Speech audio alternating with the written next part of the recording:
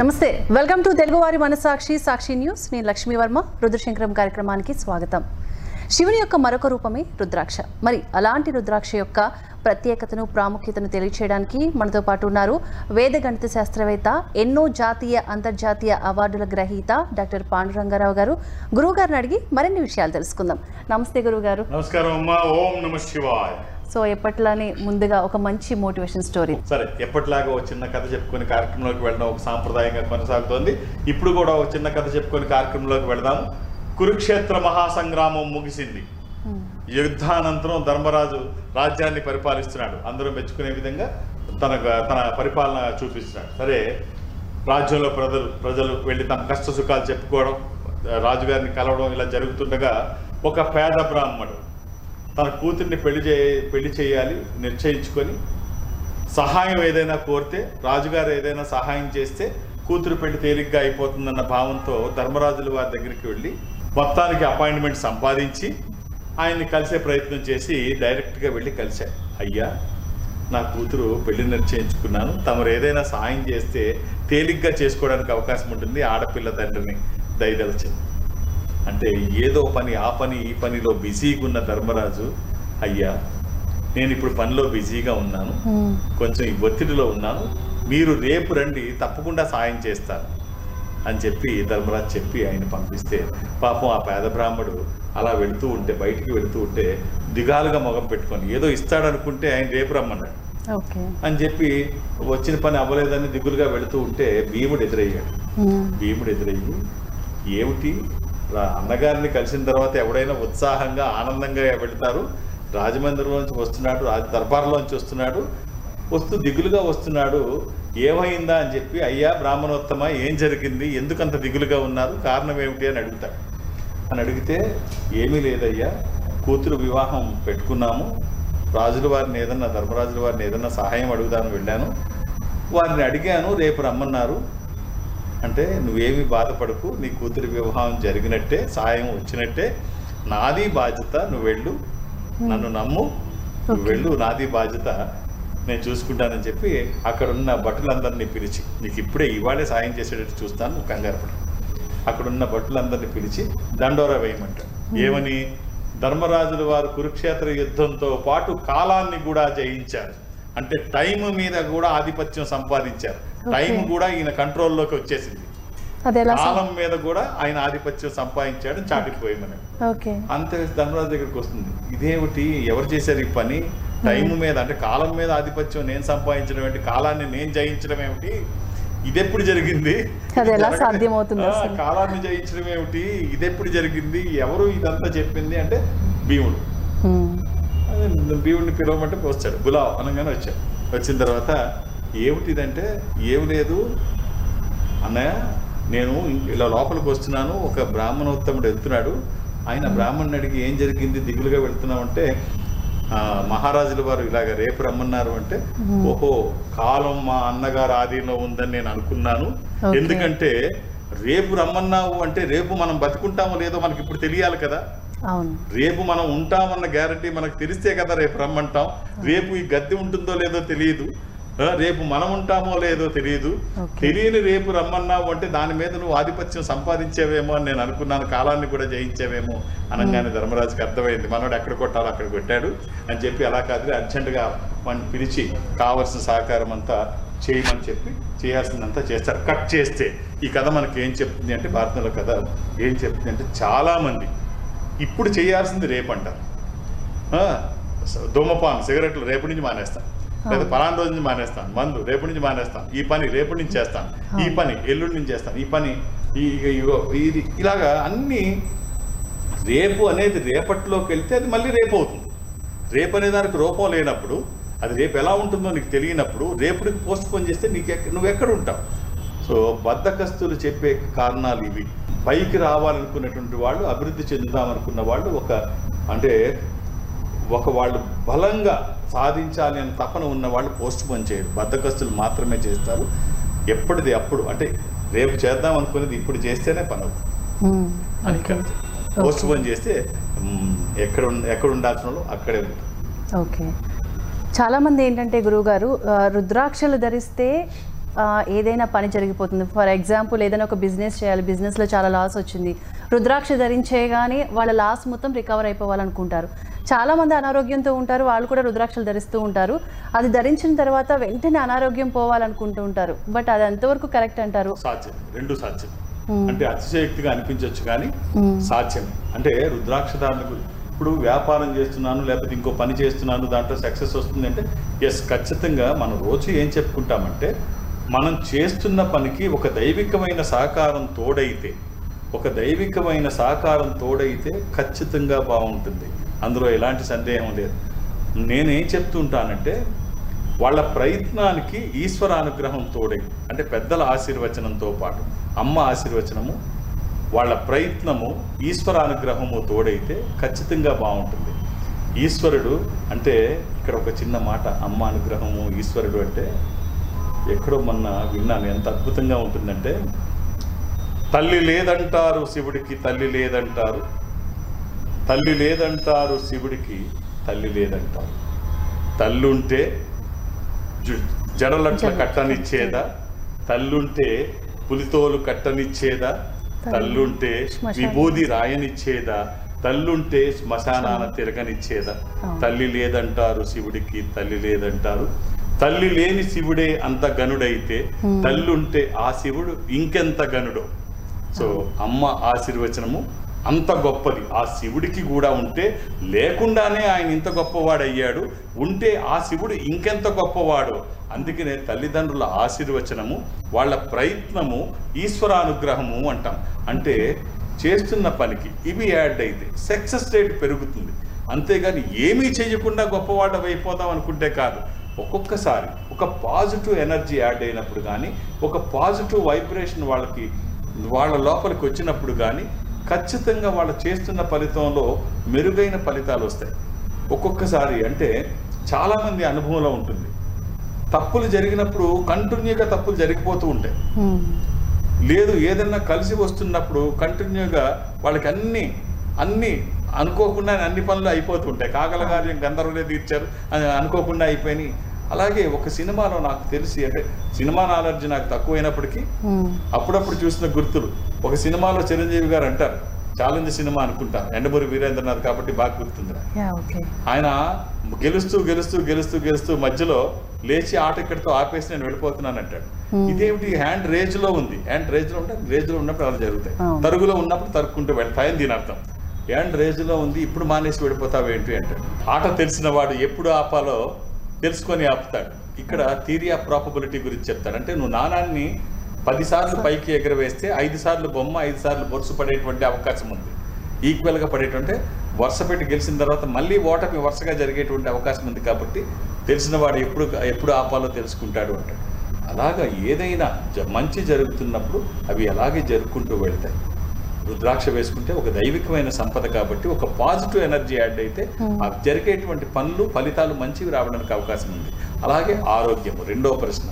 రుద్రాక్ష వేసుకుంటే అనారోగ్యం పోతుందా, వాళ్ళు నార్మల్ అయిపోతారా అన్న ప్రశ్నకి సమాధానం ఏమిటి అంటే, మనం ప్రతిసారి చెప్పుకుంటాం రుద్రాక్ష ధారణ చేస్తే అస్తవ్యస్తంగా ఉన్న శరీరంలో ఉండేటువంటి వైబ్రేషన్స్ అన్ని క్రమబద్ధీకరించబడతాయి అని చెప్పి రుద్రాక్ష శాస్త్రం బలంగా చెప్తాం. అంటే రుద్రాక్షలు వేసుకుంటే ఆ వైబ్రేషన్స్ ని భావోద్రేకాలు అదుపులో ఉంటాయి. చాలా మంది మనం హాస్పిటల్లో డాక్టర్లు ఒక పేషెంట్కి అంటే ఐసీయూలో ఉన్నప్పుడు మనం పెద్ద సెలబ్రిటీస్ విషయంలో వాళ్ళు బులెటిన్ విడుదల చేస్తూ ఉంటారు. చేసినప్పుడు మనం అందరినీ చూసాం, మన కృష్ణరాజు గారి విషయంలో ఇలా రకరకాల చూస్తున్నప్పుడు మనకి కృష్ణ గారు వాళ్ళు ఏం చెప్తుంటారంటే, డాక్టర్స్ మా ప్రయత్నం మేము చేస్తున్నాము, శరీరం బాగానే స్పందిస్తుంది, మందులకి బాగానే స్పందిస్తుంది అని కొన్ని విషయాల్లో చెప్తారు. మా ప్రయత్నం మేము చేస్తున్నాము, ఆయన శరీరం సహకరించట్లేదు అని చెప్తుంటారు. సో రుద్రాక్షలు ఉంటే ఎప్పుడైతే ఆ వైబ్రేషన్ క్రమబద్ధీకరించబడుతుందో శరీరం వైద్యానికి సహకరిస్తుంది అని చెప్పి వైద్య శాస్త్రం, ఆయుర్వేదం మనకు తెలియజేస్తుంది. రుద్రాక్షని అనేక రూపాల్లో ఆయుర్వేదంలో వాడుతూ ఉంటారు. అది క్రమబద్ధీకరించబడినప్పుడు అన్నీ అదుపులో ఉంటాయి. అదుపులో ఉంటే, నియంత్రణలో ఎప్పుడైతే ఉంటాయో అన్నీ మంచిగా జరుగుతాయి. సో అలాగని చెప్పేసి మొత్తం అన్నీ మానేసి ఇది వేసుకొని ఇంట్లో పడుకుంటామంటే కాదు. ఎప్పుడు వైద్యుడి దగ్గరికి వెళ్ళాలో వాళ్ళ సలహాలు తీసుకోవాలి, ఆ మందులు వాడాలి. ఏమి చెయ్యాలో అది చెయ్యాలి, అంతేగాని అన్నీ మానేసి కూర్చోమని కాదు. వాటి ఫలితం ఖచ్చితంగా ఉంటుంది. కాకపోతే ఓవర్ నైట్ మాత్రం అవ్వవు. ఓకే, కొన్ని డేట్ ఆఫ్ బర్త్స్ ఉన్నాయి గురువుగారు, చూద్దాము. 29/11/1984. ఇది గురువారం నాడు. అలాగే ఇది పంచమి శుక్లపక్షము, శుద్ధ పంచమి. ఇది పూర్వాషాఢ నక్షత్రము, ధనుర్రాశి. ఏమిటంటమ్మా, తరచూ అనారోగ్యానికి పాలవుతున్నారంటే గురువు గారు, ఎప్పుడు చూసినా ఏదో ఒక సమస్య వస్తూ ఉంటుంది హెల్త్ పరంగా. ఇది చాలా మంది ఇలాంటి కంప్లైంట్స్ చేస్తూ ఉంటారు. ఏమీ లేకపోయినా నాకు ఏదో ఉంది అనుకుంటారు. ఏమీ లేకపోయినా నాకు ఏదో ఉంది, నాకు ఆ జబ్బు ఉంది, ఈ జబ్బు, చిన్న చిన్న దగ్గు వస్తే నాకు క్యాన్సర్ ఉంది, లేకపోతే జలుబు వస్తే నాకు కరోనా వచ్చింది, హాస్పిటల్కి వెళ్ళి టెస్టులు చేయించుకుంటూ ఉంటారు. లిస్టు తయారు చేసి, ఫైల్స్ తయారు చేసి అన్ని వీళ్ళకే తెలిసినట్టు చెప్తూ ఉంటారు. ఇది చాలా మందికి ఉంటుంది. ఇది ఒక సైకలాజికల్ డిజార్డర్ మాత్రమే. వాస్తవంగా నిజంగా ఏదైనా ఉంటే ఇన్వెస్టిగేషన్స్ చేసిన తర్వాత డాక్టర్లు చెప్తారు ఈ ప్రాబ్లం ఉంది, దీనికి మందులు వాడితే సరిపోతుంది. ఇవాళ మెడికల్ సైన్సెస్ బాగా డెవలప్ అయింది. ఎంతగా అంటే చనిపోయే స్థితిలో ఉన్న వాళ్ళని కూడా లేపి కూర్చోబెట్టి చేస్తారు. అంత డెవలప్ అయినప్పుడు ఏదైనా వస్తే వాళ్ళు చూసుకుంటారు. ప్రతిదానికి కంగారు పడక్కర్లేదు. కంగారు పడకుండా ఎప్పుడు ఏది చేయాలో అది చేయగలిగితే బాగుంటుంది. ఓకే గురువు గారు, ఇంకొకటి ఏంటంటే గురువు గారు, వేసుకోవాల్సిన రుద్రాక్ష చెప్పలేదమ్మా. ఓకే, ఒక 7 ముఖాలు, 8 ముఖాలు, ఏకముఖి, ఈ 3 రుద్రాక్షలు చాలా బాగుంటుంది. ఆర్థిక ప్రయోజనాల కోసము, ఆరోగ్యం కోసం. 7 ముఖాలు లక్ష్మీ స్వరూపము, శని దోషములకి కూడా మంచిది. అష్టముఖి గణపతి స్వరూపము, విఘ్నాలు లేకుండా ముందుకు వెళ్ళడానికి, నిర్విఘ్నంగా అన్ని పనులు చేసుకోవడానికి. ఏకముఖి రుద్ర స్వరూపము, అపమృత్యు బాధలు లేకుండా. ఈ 3 కలిపి చిన్న రుద్రాక్ష మాలలో కానీ, చైన్లో కానీ, తాడులో కానీ ఎలా వీలైతే అలా ధరించండి. ఆహార నియమాలు ఏమీ లేవు. 3 కుదరకపోతే ఏదైనా ఒక్కటి, అలా అని ఏది పడితే అది వేసుకోవద్దు. దురదృష్టం, రుద్రాక్షల్లో 100కి 99 నకిలీ ఉంటాయి. వేసుకునే ఒక్కటైనా మంచిది వేసుకుంటే బాగుంటుంది. శుభం. ఓకే గురువుగారు, ఇంకొకటి ఏంటంటే చాలామంది రుద్రాక్షలు ధరిస్తూ ఉంటారు గురువుగారు. సో ఎవరైనా చనిపోయినప్పుడు వాళ్ళని చూడడానికి వెళ్ళినప్పుడు ఆ రుద్రాక్షలు ధరించి వెళ్ళొచ్చు అంటారా? రుద్రాక్ష ధారణ మనం ఎప్పుడు చెప్పుకునేది ఏమిటంటే, ధర్మం శాస్త్రం ఏం చెప్తుందంటే రుద్రాక్షలు మీ శరీరంలో ఒక భాగంగా ధరించమన్నారు. అంతేగాని ఈ టైంలో తీసేయమని, ఆ టైంలో ఉంచమని ఎక్కడ అలాంటిది ఏం లేదు. శరీరంలో భాగం అంటే మనం ఏ కండిషన్లో ఉన్నా అది మనతో పాటు ఉంటుంది. ఎప్పుడు కూడా తీయమని ఏమి రూల్ లేదు. ఇప్పుడు ఇక రెండో విషయం, శవం చనిపోయిన వాళ్ళ దగ్గరికి వెళ్ళినా లేదా శ్మశానానికి వెళ్ళినా తీయాలి అంటే ఈశ్వరుడు ఉండేది శ్మశానంలోనే. ఆయన కపాలలో తింటారు, శ్మశానంలో ఉంటారు. ఇంక ఎక్కడ దోషం ఉంది? ఆయన ఏమి తల్లి గర్భం నుంచి వచ్చిన వాడు కాదు. ఆయన ఒక తేజస్సు. ఇవేమీ వర్తించవు. అయినా రుద్రధారణ చెయ్యకుండా పితృదేవతలకు పెట్టినా కూడా అది వాళ్ళకి చేరదు అని చెప్పేసి చెప్తారు. స్వతకర్మలు చేసినప్పుడు కూడా అది ఉంటేనే వాళ్ళకి ఫలితాన్ని ఇస్తుంది అంటారు. అది ఒక దైవికమైన సంపద కదా, ఉంటే మంచిది కదా, కాబట్టి ఉండాలి అంటారు, ఉంటే మంచిది. ఓకే గురుగారు, ఇంకొక డేట్ ఆఫ్ బర్త్ కూడా చూద్దామండి. 18/2/1975. ఇది శనివారం. ఇది పంచమి శుక్లపక్షము, శుద్ధ పంచమి. ఇది ఉత్తరాషాఢ నక్షత్రము, మీనరాశి. ఏమిటంటమ్మా, వ్యాపారంలో నష్టపోయారంటే గురువుగారు, ఎక్కువగా ఏ వ్యాపారం చేసినా కలిసి రావడం లేదని చెప్పేసి చెప్తున్నారు. చాలా మంది చెప్పే కంప్లైంట్ ఇదే. ఏంటి, నేను ఏ వ్యాపారం చేసినా నాకు కలిసి రాదంట. నీకు ముందు వ్యాపారం మీద అవగాహన ఉంటే ఏ వ్యాపారం చేసినా బాగానే ఉంటుంది. అవగాహన లేకుండా వ్యాపారం చేస్తే లాభాలు వస్తాయని చెప్పి దాని మీద అవగాహన ఉన్నా లేకపోయినా వ్యాపారం చేద్దాం అనుకోవడం, లేకపోతే నాలాంటి వాడికి చెబితే వ్యాపారం చేయి బాగుంటుందని చెప్తే వెనక ముందు ఆలోచించకుండా వ్యాపారం చేయడం, మన దగ్గర డబ్బు ఉంది కాబట్టి వ్యాపారం చేద్దాం అనుకోవడం, ఎవరో వ్యాపారం చేసి డబ్బు సంపాదించారు మనము కూడా ఆ వ్యాపారం అలాగేమి కాదు. వ్యాపారం చేయాలంటే ప్రాథమికంగా ఒక 5 సూత్రాలు పాటించి తీరాలి. మొదటిది ఏమిటి అంటే, మనం ఏ వ్యాపారం చేద్దాం అనుకుంటున్నామో ఆ వ్యాపారం పట్ల మనకి అవగాహన ఉండాలి. 2, ఏ వ్యాపారం చేద్దాం అనుకుంటున్నామో ఆ వ్యాపారం చేయడానికి మన మైండ్ ఇష్టపడాలి. ఇష్టం లేకుండా ఏది మనం చేయలేం. మన మైండ్ సెట్కి సరిపడే బిజినెస్ అయి ఉండాలి. మన మైండ్ సెట్కి సరిపడే బిజినెస్. 3వది ముఖ్యమైనది, ఆర్థిక పరమైనటువంటి సహకారం, అంటే ఫినాన్షియల్ సపోర్ట్. ఇప్పుడు వ్యాపారం చేసేసి సాయంత్రానికి వాడికి వడ్డీతో సహా కట్టేయాలి అని ఈ టెన్షన్ ఉంటే వ్యాపారం చేయలేం. ఫ్రీ హ్యాండ్ ఉండాలి. వ్యాపారం చేయడానికి ఆర్థిక పరమైన వెసులుబాటు కలిగి ఉండాలి, ఒత్తిడి లేకుండా. ఇక నాలుగోది, మనం ఎక్కడైతే వ్యాపారం చేస్తున్నామో అక్కడ దాని అవసరం ఉండాలి. Demand and supply. అవసరం లేని చోట పెట్టి నువ్వు సాధించేది ఏమీ ఉండదు. ఇక ఐదోది అతి ముఖ్యమైనది, మనం ఎక్కడైతే వ్యాపారం చేస్తున్నామో అది 10 మందిని ఆకర్షించే విధంగా ఉండాలి. స్టెప్పింగ్ ఉంటే కదా మనం ఎవరికైనా ఏదైనా ఇవ్వగలిగేది. ఎవరైనా వచ్చి అడిగితేనే కదా. ఎంత గొప్ప ఇన్ఫ్రాస్ట్రక్చర్ ఉన్నా, ఎంత స్టాక్ ఉన్నా, ఎంత బలమైన సేల్స్ టీమ్ ఉన్నా, వాళ్ళు ఎవరన్నా వస్తే రావడానికి మనం ఏం చేస్తున్నాం. ప్రాథమికంగా ఈ 5 మనం పాటించగలిగితే ఆ తర్వాత మనం చేసే స్థాయిని బట్టి అది ఏ స్థాయిలో అది విజయం పొందింది అనేది ఉంటుంది. అంతేగాని ఎడాపడా చేసేసి ఇది బాగులేదు ఇంకోటి చేసి అదెందుకు బాగుంటుంది. నీకు అవగాహన లేకపోతే అదెందుకు బాగుంటుంది. ఇప్పుడు చాలామంది గ్రూప్ ఆఫ్ కంపెనీస్ పెడతారు. వాళ్ళు ఎప్పుడు సక్సెస్ అయిన తర్వాత ఇంకోటి ఎలా సక్సెస్ చేయాలో ప్లాన్ చేస్తారు. అంతేగాని పోయిన తర్వాత ఇంకోటి బాగుపడతాం, ఇంకోటి ఇది ఎన్ని చేసినా పోతూనే ఉంటాయి. అలా కాదు. ఒక పద్ధతి ప్రకారంగా ప్రణాళిక వేసుకొని మనకున్న అవగాహన, మనం ఏం చేయగలమో, మనకున్న ఫినాన్షియల్ సపోర్ట్ ఏంటి ఇవన్నీ చూసుకోవాలి. చూసుకోకుండా అయితే జారి పడతాం. అందులో ఏం తేడా ఏం లేదు. వేళ్ళు నలుగుతాయి.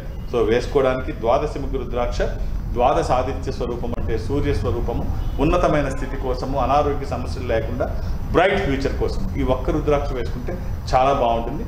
ఎప్పుడు వేసుకోవచ్చు, ఎలాంటి నియమాలు లేవు. ఓకే గురువుగారు, ఇందాక మీరు అన్నారు కదా రుద్రాక్షలు ధరిస్తే కూడా అనారోగ్య సమస్యలు తగ్గుతాయని. నేను ఇంకొకటి కూడా విన్నాను గురువుగారు, ఏంటంటే రుద్రాక్షల్ని నీటిలో వేసుకుని ఆ నీరు తాగితే కూడా మంచిదని విన్నాను. అది ఎంతవరకు కరెక్ట్ అంటే? థెరపీస్, కొన్ని రకాల థెరపీస్ ఉంటాయి, అద్భుతంగా పనిచేస్తుంది. అందులో ఎలాంటి సందేహం లేదు. అబ్డామిన్ ప్రాబ్లమ్స్ ఉన్నప్పుడు అంటే మనకి ఈ పొట్టలో సమస్యలు అది ఉన్నప్పుడు ఏం చెప్తారు అంటే థెరపీ, రుద్ర థెరపీ. రుద్రాక్షల్ని ఒక స్పెషల్ గా గ్రేడ్ చేసిన రుద్రాక్షలు కొంచెం పెద్ద సైజులో ఉంటాయి. అవి పంచముఖి ఉంటాయి, కానీ అవి చాలా పెద్దగా ఉంటాయి, డిఫరెంట్ గా ఉంటాయి. వాటిని రాగి పాత్రలో 2 పొద్దులు కలిసిన వేళ అంటే ప్రదోష సమయంలో, ప్రదోష కాలంలో 2 పొద్దులు కలిసిన సమయంలో అంటే సుమారు 6:30 అటు ఇట్లు, 1 అరగంట అటు ఇట్లు రాగి పాత్రలో ఈ రుద్రాక్షలు ఒక 3 రుద్రాక్షలు వేసి ఒకళ్ళు తీసుకోవడానికి సరిపడేటమాట. ఈ 3 రుద్రాక్షలు ఏంటంటే ఒక మనిషికి సరిపడే అవుట్పుట్ వస్తుంది. మనం ఒక 1/2 లీటర్ తాగలము, 1/2 లీటర్ తాగలము నీళ్లు అందులో వేసి రాత్రి అంతా అలా ఉంచి పొద్దున్న రుద్రాక్షలు తీసి అందులోంచి అంటే ఎండలో పెట్టాల్సిన పని లేదు. మళ్ళీ నైట్కి మళ్ళీ అవి రెడీ అవుతాయి. రుద్రాక్షలు పక్కన పెట్టి ఈ నీళ్లు అంటే మార్నింగ్ చాలా మంది ప్లెయిన్ వాటర్ తాగే అలవాటు ఉంటుంది. ఆ ప్లెయిన్ వాటర్ కి బదులు ఈ రుద్రా వాటర్ తీసుకుంటే ఒక 40 రోజులు తీసుకుంటే చాలా రోగాలు, బీపీ దగ్గర నుంచి చాలా రోగాలు కంట్రోల్లో ఉంటాయని చెప్పేసి మనకి బలంగా చెప్పే థెరపీలో ఇది ఒక థెరపీ. నష్టమేమిటి, మామూలు రుద్రా వాటరే కదా, ఇందులో పోయేదే ఉంటుంది, సైడ్ ఎఫెక్ట్ ఏముండదు. వాడి చూస్తే ఆ ఫలితం ఏంటో తెలుస్తుంది, అంత బాగుంటుంది. ఓకే, ఇంకొక డేట్ ఆఫ్ బర్త్ చూద్దాం గురువుగారు. 25/6/1990. ఇది సోమవారం నాడు. అలాగే ఇది విధియ, శుక్లపక్షము, శుద్ధ విధియ. ఇది పునర్వసు నక్షత్రము, మిథున రాశి. ఏమిటమ్మా సమస్య? అయితే ఏమి చెప్పలేదు గురువుగారు. ఒక్క రుద్రాక్ష, ఒక చిన్న రుద్రాక్ష, అష్టముఖి. ఇది గణపతి స్వరూపము. విఘ్నాలు లేకుండా ముందుకు వెళ్ళడానికి, నిర్విఘ్నంగా అన్ని పనులు చేసుకోవడానికి, కెరీర్ కోసము. ఈ ఒక్క రుద్రాక్ష చూడడానికి మామూలు రుద్రాక్ష లాగే ఉంటుంది, కానీ వేసుకున్న తర్వాత ఇంత బాగుంటుందా, అంత కంఫర్ట్గా ఉంటుంది. ఒక చిన్న రుద్రాక్ష అవకాశం ఉంటే వేసుకొని చూడండి. వేసుకున్న తర్వాత మార్పు ఏమిటో మీరు చూస్తారు. ఆహార నియమాలు ఏమీ లేవు. ఓకే గురువుగారు, ఇంకొకటి ఏంటి అంటే మనం ఇప్పుడు బంగారం ధరించినప్పుడు కూడా ఎక్కువగా వాడడం వల్ల అది అరిగిపోతూ ఉంటుంది కొంచెం కొంచెం. అలాగే రుద్రాక్ష ధరించినప్పుడు కూడా అరిగే అవకాశం ఏమైనా ఉందంటారా? ధారణ ఎంత ముఖ్యమో సంరక్షణ కూడా అంతే అవసరం. మనం బంగారు వస్తువులను ఎడాపడ వేసుకుంటే అవి కూడా ఏముండవు, పెరుగుపోతే తెగుతూ ఎలా వాడాలో దేన్ని అలా. ఇక రుద్రాక్షల విషయానికి వచ్చినప్పుడు సంరక్షణ ఏమిటి అంటే సంవత్సరానికో 2 ఏళ్ళకో 4 ఏళ్ళకో ఒకసారి కొంచెం ఆయిల్ అప్లై చేస్తే, కొంచెం ఆయిల్ ఒక డ్రాప్ అంటే ఎలాంటి మామూలు కొబ్బరి ఆయిల్ ఏదో ఒక ఆయిల్ పెట్టుకుంటే, అంటే పూర్వకాలం ఏం చేశారంటే ఆవు నూనె పెట్టేవారు. ఎందుకు? రుద్రాక్ష ఒక చెట్టు బీజం. ఆ చెట్టు బీజం అది పురుగు పట్టే అవకాశం ఉంది. బీజం కదా, పురుగు పట్టే అవకాశం. ఆవు నూనె చాలా ఘాటుగా ఉంటుంది. ఆవాల్లో తీసుకుంది. నార్త్ ఇండియాలో చాలా రాష్ట్రాల్లో అవి వాడుతూ ఉంటారు. ఈ రుద్రాక్ష కల్చర్ అక్కడే కదా, పంటంతా అక్కడే కదా. ఇప్పుడు హిమాలయాస్ నుంచి వస్తూ ఉంటుంది. వాళ్ళకి ఈ టెక్నిక్స్ అన్ని అప్పట్లో వాడేవారు. అలా ఏం అవసరం లేదు. అది ఎప్పుడైనా తడిచినా ఏమైనా చేసినా కొంచెం ఇదయ్యే అవకాశం ఉంది. కాబట్టి అప్పుడప్పుడు సంవత్సరాలకు, అందుకనే మన ధర్మం, మన సాంప్రదాయం ఏం చెప్తారంటే రుద్రాక్ష మాలని ఒక్కసారైనా పంచామృతాలతో అభిషేకం చేయమంటారు. చేస్తే మంచిది అంటారు. ఎందుకు పంచామృతాలతో చేయమంటారు? అందులో ఆవు నెయ్యి ఉంటుంది. నెయ్యి అంటే ఆయిల్ పెట్టమని డైరెక్ట్గా చెప్పకుండా ఆవు నెయ్యి ఉంటుంది. అయితే ఆవు నెయ్యి ఆరిపోయిన తర్వాత అది పేరుకుపోయి తెల్లగా కనిపిస్తూ ఉంటుంది, బాగోదు. అందుకనే ఏదైనా కొంచెం ఆయిల్ అప్లై చేస్తే ఎంతకాలం వాడమంటారు? 3 generations అంటే 200 సంవత్సరాలు సుమారుగా వాడవచ్చు, 3 తరాలు. ఇనువైన అరిగే అవకాశం ఉంది, కానీ ఇది అరిగే అవకాశం లేదు సంరక్షణ ఉంటే అని చెప్తున్నారు. ఓకే, ఇంకొక డేట్ ఆఫ్ బర్త్ చూద్దాం గురువుగారు. 28/11/1976. ఇది ఆదివారము, అలాగే ఇది పంచమి శుక్లపక్షము, కానీ క్యాలెండర్లో పంచమి చూపిస్తోంది. షష్ఠి గడియలు వచ్చాయి, 6వ తేదీ. ఇది మకర రాశి, ఉత్తరాషాఢ నక్షత్రము. ఏమిటమ్మా సమస్య ఏమైనా ఉందా? సో ఏ వాహనం కొన్నా కానీ వాళ్ళకి కలిసి రావడం లేదంట గురువు గారు. సో తరచుగా ఏదో ఒక ఇబ్బంది ఎదురవుతుంది. యాక్సిడెంట్స్ ఇవన్నీ కేవలం అంటే ఇవన్నీ చాలా వరకు సైకలాజికల్. ఒక పిల్లాడు ఉన్నాడు, ఒక యువకుడు 2-wheeler వేసుకొని వెళుతూ ఉంటాడు. వాడిని పిలిచి, అరే అబ్బాయి వాళ్ళ గ్రహస్థితి బాగలేదు, యాక్సిడెంట్లు అయ్యి జరిగే ప్రమాదం ఉంది, జాగ్రత్త అంటే 30 సార్లు కింద పడతాడు. ఎందుకనాలి? సో ఇవి అంటే చాలా మంది నేను చూస్తూ ఉంటాను. నీకు ఇనుము కలిసి రాదు, ఈ రంగు పనికి రాదు. ఒక ఆయన చెప్తున్నాడు, బ్లాక్ అసలు నువ్వు వాడదా, కన్ను గుడ్డు కూడా బ్లాక్ ఉంటుంది, మన ఎయిర్ కూడా బ్లాక్ ఉంటుంది, తీసేసుకుంటావా? సో నెంబర్స్ కూడా ఎక్కువగా చెప్తూ ఉంటారు, నెంబర్లు కూడా చెప్తారు. లక్కీ నెంబర్ ఏముంటుంది? ఫ్యాన్సీ నెంబర్లు ఉండొచ్చు, అందమైన నెంబర్లు ఉండొచ్చు, ఏదో డబులింగ్ లో ఉండేవి అది ఇది ఉంటాయి. లక్కీ ఏముంటుంది? లక్కీ నెంబర్లు ఉంటే ఆస్తులు అమ్మేసి దాని మీద కాస్త ఏమవుతుంది, మొత్తం పోతుంది. ఈ ఫలానాలు చెప్పమంటే పని ఇది బాగుంటుంది, లేదు ఈ పేరు బాగుంటుంది, అందరూ అదే పేరు పెట్టుకుంటారు, నెంబర్ బాగుంది, అన్ని కార్లకు అదే వేసుకుంటారు, యాక్సిడెంట్ అవ్వకుండా. సో అది ఏమీ ఉండదు. సో ఇప్పుడు నాకు తెలిసిన ఒక చిన్న సంఘటన, ఒక వ్యాపారస్తుడు ఇదే హైదరాబాద్ నగరంలో కోట్లకి పడగెత్తి ఆయన చేసే వ్యాపారం స్టీల్ అండ్ ఐరన్ పేరు తీసుకొని, కానీ చాలా భారీ స్థాయిలో ఆయన ఈ కన్స్ట్రక్షన్ రంగంలో ఆయన కస్టమర్లు చాలా మంది ఉంటారు. హైదరాబాద్లోనే కోట్లు సంపాదించాడు. ఎవరో సిద్ధాంతం ఆయనకి చెప్పాడు, నీకు ఐరన్ సూటబుల్ కాదు, మంచిది కాదు ఐరన్, శని, నువ్వు అది వదిలేసి ఇంకేదైనా వ్యాపారం చేయమంటే అంత స్థాయిలో చేసిన ఆయన ఎవరన్నా భయపడతారు కదా, పొగిడితే గొప్ప అనుకుంటారు, భయపడితే భయపడుతూ ఉంటారు. సో అందులో ఇలా సెంటిమెంట్ మీద భయపడినప్పుడు దాన్ని ఎవరు ఇంకా ఆపలేరు.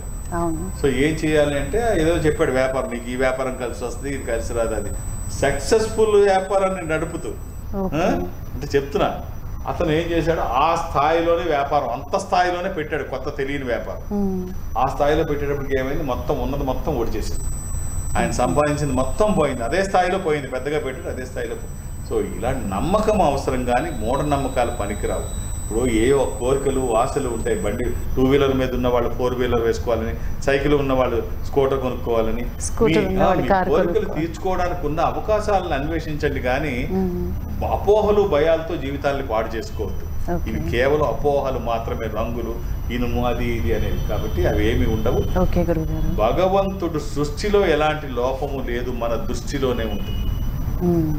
ఏది అతి చేయడం అంత మంచిది కాదు. ఓకే గురుగారు. సో చాలా మంది మిమ్మల్ని కలవాలనుకుంటారు, మీతో మాట్లాడాలనుకుంటారు, మీరు ఎప్పుడు ఎక్కడ ఎవరికి అందుబాటులో ఉంటారు? నేను ఒక ఆధ్యాత్మిక సంస్థలో ఉంటున్నాను, ఈ సంస్థ ప్రపంచవ్యాప్తంగా ఉంటుంది. సో నేను ఎక్కడికి వెళ్ళడానికి అవకాశం ఉండదు. నేను శని ఆదివారాలతో కలిపి హైదరాబాద్కే పరిమితము. నేను ఎవరికి అపాయింట్మెంట్స్ ఇవ్వను, అంత గొప్పవాడిని అని నేను అనుకోను. నేనున్నప్పుడు వస్తే చూసేస్తాను, ఎలాంటి రికమెండేషన్స్ కూడా అవసరం లేదు, నన్ను కలవడానికి ఇవేమీ అక్కర్లేదు. ఇంతకుముందు కరోనా లేనప్పుడు పక్క తెలుగు రాష్ట్రాల్లో ఆంధ్రప్రదేశ్ విజయవాడలో నేను గురువారం వెళ్ళేవాడిని, ఇప్పుడు అప్పుడప్పుడు వెళ్తున్నాను, మళ్ళీ ఎప్పుడైనా వెళితే తెలియజేస్తాను. అంతేగాని నాకు ప్రత్యేకంగా టూర్స్ అవి ఏమీ ఉండవు, నేను హైదరాబాద్లోనే ఉంటాను. నేను ఉన్నప్పుడు వస్తే చూస్తాను. 2-3 డేట్ ఆఫ్ బర్త్ అంటే సాధ్యం కాదు, చాలామంది అడుగుతారు, దూరం నుంచి వస్తారు, కాబట్టి ఒక డేట్ ఆఫ్ బర్త్ అయితే చూడడానికి నాకు అవకాశం. ధన్యవాదాలు గురుగారు, చాలా చక్కటి విషయాలు. ఇది ఈరోజు రుద్రశంకరం కార్యక్రమం. మరో ఎపిసోడ్లో మళ్ళీ కలుద్దాం. చూస్తూనే ఉండండి సాక్షి న్యూస్.